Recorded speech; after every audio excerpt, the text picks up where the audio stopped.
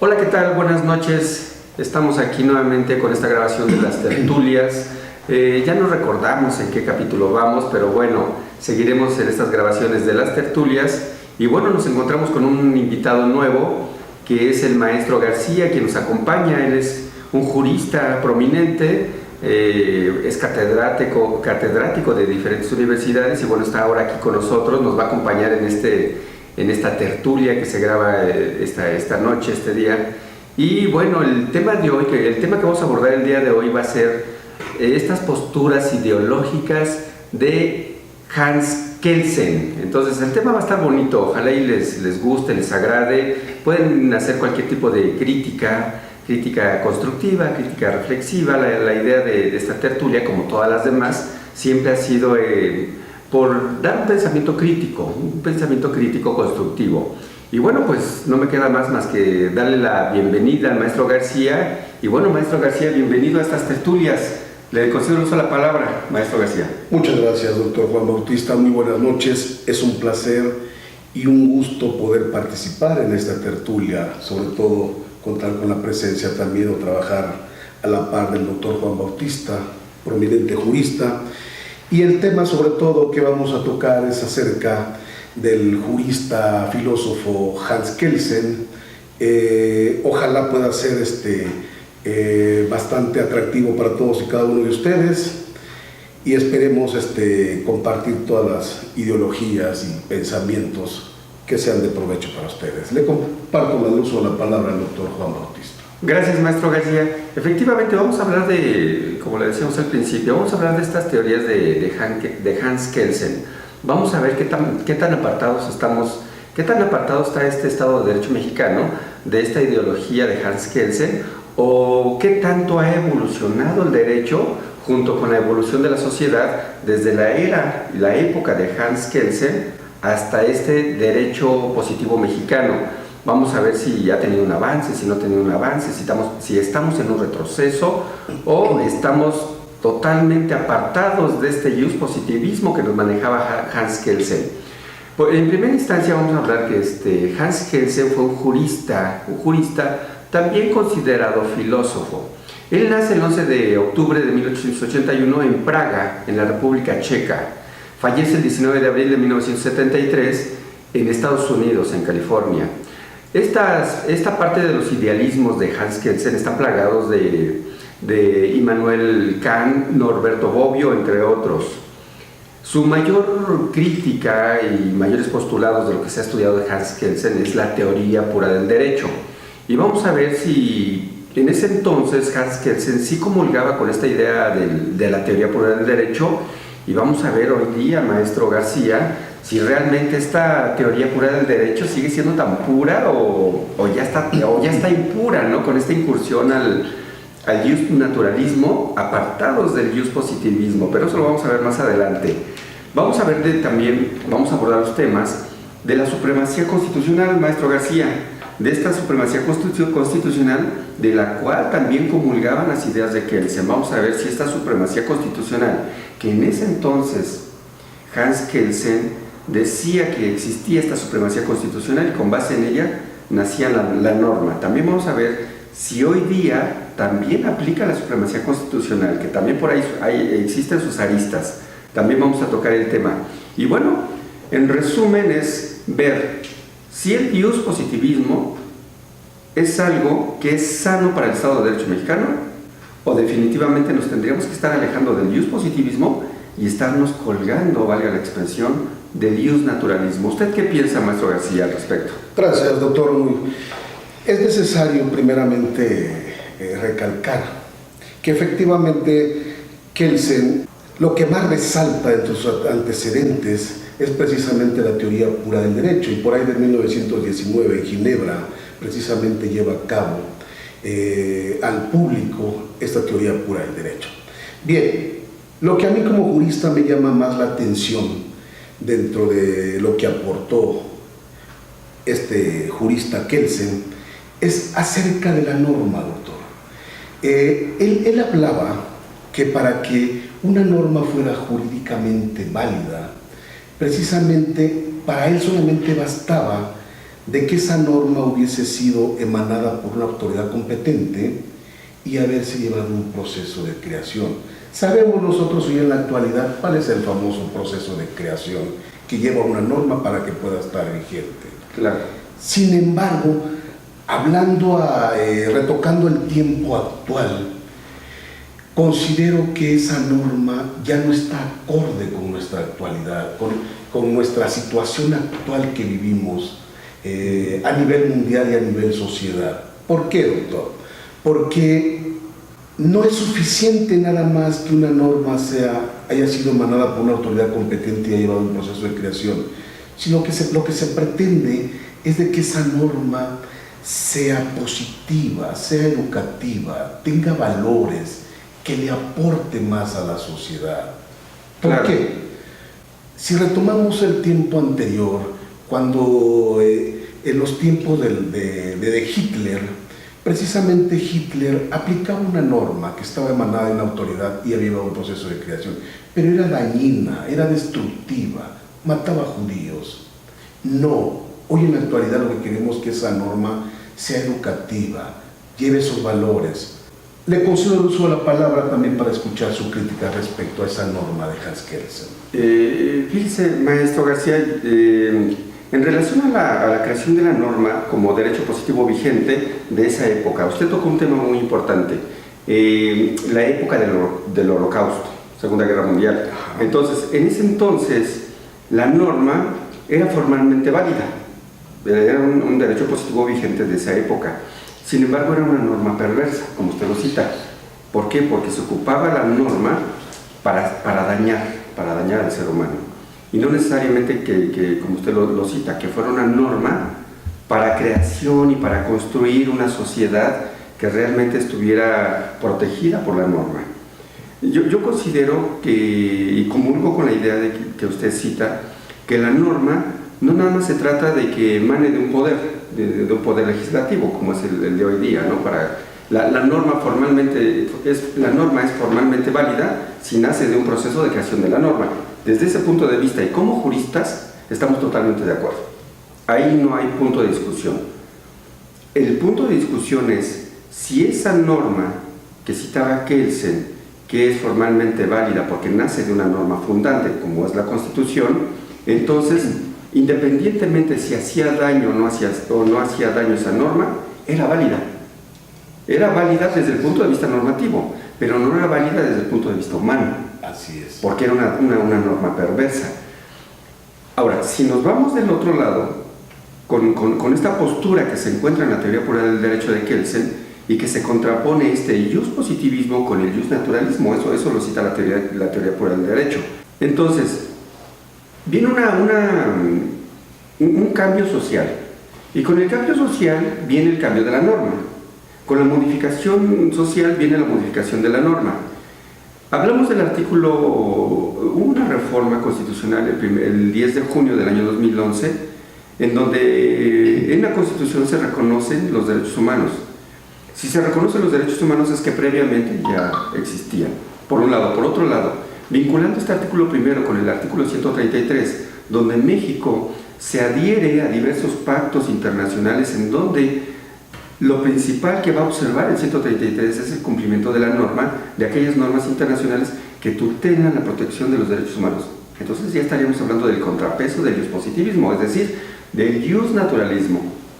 Y vemos que el positivismo se va alejando. Y tenemos esta inclusión del reconocimiento de los derechos humanos en nuestra norma fundante, que es la Constitución Política de los Estados Unidos Mexicanos.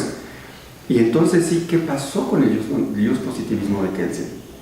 Podríamos pensar que el positivismo de Kelsen ha sido superado. Sin duda, doctor, sin duda esa teoría pura del derecho y el positivismo que trataba o intentó hacer valer Hans Kelsen totalmente ha sido superada. En primer lugar, como usted lo decía, precisamente en la época de la Segunda Guerra Mundial o en el tiempo de Hitler, vamos a hablar de ese tiempo, Efectivamente, Hitler cumplía la norma, no vulneraba. Nunca vulneraba. Él cumplía la norma. Sí. Y su gente cumplía la norma. Exactamente, sin embargo, era dañina, era destructiva, era perversa, como usted lo refería. Precisamente, de acuerdo a la evolución que ha tenido la propia sociedad, esa teoría o ese dispositivismo de Kelsen ha quedado retrógrado, ha quedado atrasado. Como que si quedara sin efecto, lo ha rebasado la necesidad de la propia sociedad y la necesidad de evolucionar las propias normas. Es de ahí que decía yo, y comparto el criterio de un jurista mexicano, que puedo citarlo, Eduardo García Maínez. García Maínez, por supuesto. Precisamente un gran jurista de quien yo comparto su ideal, en donde rechazamos y no compartimos la idea de Hans Kelsen. La norma tiene que ser positiva, educativa, con sanción sí. Claro. Tiene que tener una sanción porque si no, no es norma.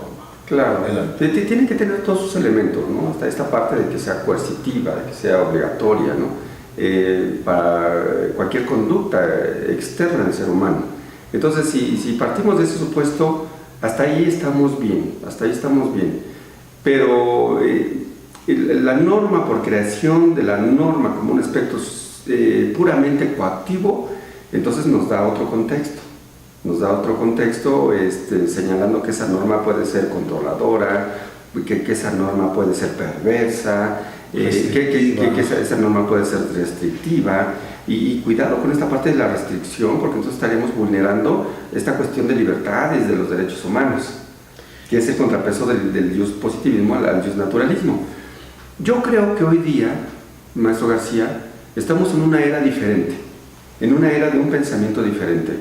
Es respetable esta parte de la historia de Hans Kelsen y la base de la creación de la norma, porque finalmente así funcionan las cosas. Tenemos un poder legislativo que crea la norma a través de un proceso legislativo y bueno, debe de ser respetada, sin duda.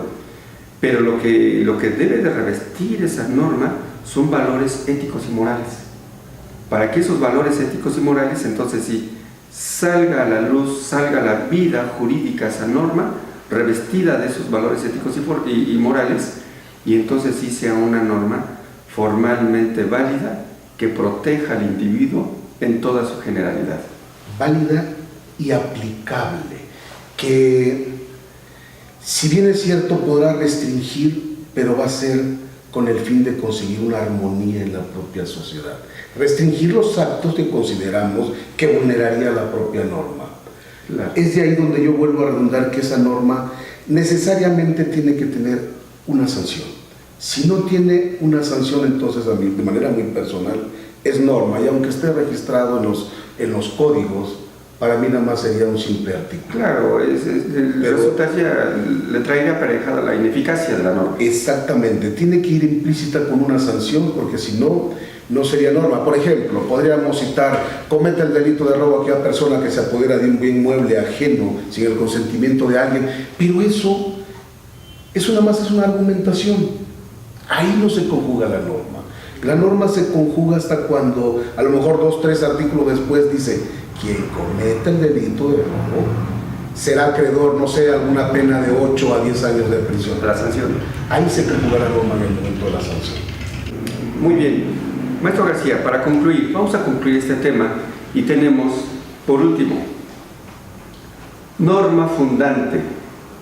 La norma es válida si nace a través de una norma fundante. Kelsen, teoría pura del derecho. Pero en esta cúspide de la pirámide tenemos nosotros a la Constitución, o por lo menos así lo concebía Kelsen, a la Constitución en la cúspide de la pirámide. Pero ¿qué pasa con los tratados internacionales? Ok, doctor. Dice el artículo 133 que esta Constitución y los tratados internacionales serán la ley suprema de toda la Unión. Claro. Es decir, la Constitución la pone a la par de los tratados internacionales. Y hasta ahí podríamos pensar que esta supremacía constitucional, teoría de Kelsen, podría ser sana y podría no haber estado vulnerable. Sin embargo, cuando México firma un tratado internacional y se obliga a que una instancia internacional se somete a su jurisdicción, ¿qué pasa entonces? ¿Dónde quedó la supremacía constitucional? Ok, es muy buen punto la supremacía constitucional que ha tenido a bien tocar, doctor. En primer lugar, sabemos que nuestra máxima ley, ley de leyes, ley suprema, es nuestra Constitución Política de los Estados Unidos Mexicanos, nuestra Carta Magna. Y si retrocedemos un poquito, podemos entender que hace algunos años había contradicción en qué ley era más suprema, si se hablaba de una constitución y se hablaba de un tratado internacional. Si nos basamos en una simple regla de que una norma más general pesa más que una regla menos general, entonces podríamos decir que un tratado internacional pudiera ser más que una constitución. Sin embargo, como esa constitución regula nada más en el territorio mexicano y no hay más ley suprema sobre esa, entonces nuestra Suprema Corte de Justicia de la Nación llegó a estabilizar diciendo que están al mismo nivel. Ambas son ley suprema. Aquí lo que hay que entender también es de que para que sea también un tratado internacional o convenios internacionales sea elevada a supremacía constitucional, tiene que cubrir esos requisitos. Claro, ocupa la ratificación del Senado, por supuesto. Exactamente, principalmente tres puntos importantes que la ciudadanía debe saber. El primero, que debe ser firmado por el presidente de la República. El segundo, aprobado por el Senado. Claro. Y el tercero, que no debe contradecir nuestra Constitución. Claro. Pues quedaría ahí para tema de debate esta parte de la supremacía constitucional. Hay postulados de todo tipo. Si realmente seguimos teniendo esta supremacía constitucional como un elemento normativo y que tenemos soberanía normativa. Pero, ¿qué pasaría cuando vienen otras instancias internacionales y le dicen el Estado de Derecho mexicano, te obligo a través de esta sentencia internacional? Entonces se perdió la soberanía normativa. Quedaría un tema para debate, cosa que también, pues lo invitamos a la siguiente tertulia, maestro García, ojalá y nos pueda acompañar, seguir con este tema de debate, si hay o no supremacía constitucional, y bueno, pues le agradezco mucho que haya estado aquí en las tertulias, le concedo el uso de la palabra para que se despida y aquí estamos y queda abierta la invitación. Muchas gracias, doctor, agradezco esta invitación que tuvo a bien hacerlo y con gusto, si de nueva cuenta recibo otra invitación, será un placer poder compartir otra charla, otra plática con ustedes, y pues no me queda más que agradecer a todo el público que nos pueda ver o visionar y comentarle que estoy al pendiente para cualquier otra tertulia.